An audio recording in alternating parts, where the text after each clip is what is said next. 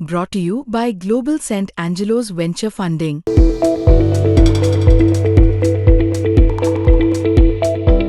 आमच्या वंशाला दिवाच हवा, मुलगी नको, असं म्हणत 5 महिन्यांच्या गर्भातील बाळाचा जबरदस्ती गर्भपात करून घेतला. लग्नानंतर अवघ्या काही महिन्यात सुरू झालेला मानसिक, शारीरिक आणि आर्थिक छळ अखेर एका विवाहितेच्या आत्महत्येने संपलाय. पोलिसांनी दिलेल्या माहितीनुसार 23 नोव्हेंबर 2019 रोजी दीप्ती मगर हिचा विवाह रोहन चौधरी याच्याशी पार पडला.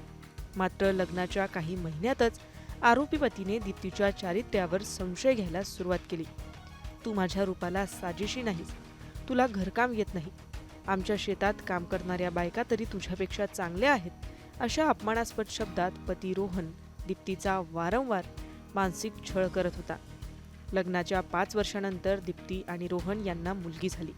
मात्र मुलगी झाल्याने सासरच्या मंडळींनी नाराजी व्यक्त केली. डिलिव्हरीनंतर दीप्ती सासरी नांदायला गेल्यावर आरोपींनी व्यवसाय अडचणीत असल्याचं सांगत तिला माहेरून पैसे आणण्याचा तगादा लावला. त्यानुसार दीप्तीच्या आई वडिलांनी 10 लाख रुपये दिले.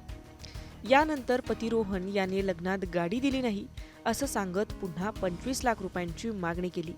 ही रक्कमही दीप्तीच्या वडिलांनी रोख स्वरूपात दिल्याचं फिर्यादीत म्हटलंय. दीप्तीला लग्नात मिळालेले 25 तोळे सोन्याचे दागिने सुरक्षित ठेवण्यासाठी सासू सासऱ्यांनी स्वतःकडे घेतले.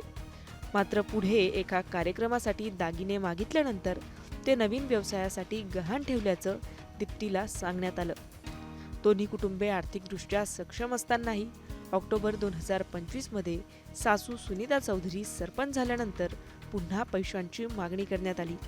यावेळी दीप्तीने नकार दिल्याने पतीने तिच्या माहेरच्यांबाबत अपमानास्पद वक्तव्य केलं. फिर्यादी आईने पोलिसांना दिलेल्या जबाबात नमूद केलंय की दीप्ती गर्भवती असताना सासरच्या मंडळींनी गर्भलिंग तपासणीसाठी दबाव टाकला आणि 5 महिन्यांचा गर्भ मुलगी असल्याचं समजताच जबरदस्ती सिझेरियनद्वारे गर्भपात करून घेतला.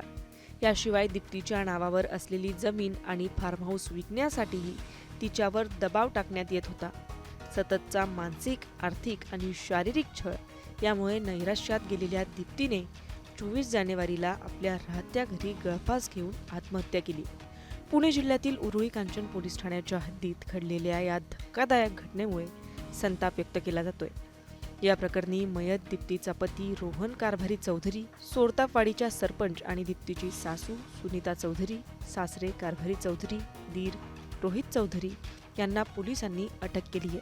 हे सर्व आरोपी हवेली तालुक्यातील सोरतापाडीच्या राकड वस्तीतील रहिवासी आहेत. या घटनेने परिसरात खळबळ उडाली आहे. मुंबई तक ब्युरो रिपोर्ट, पुणे.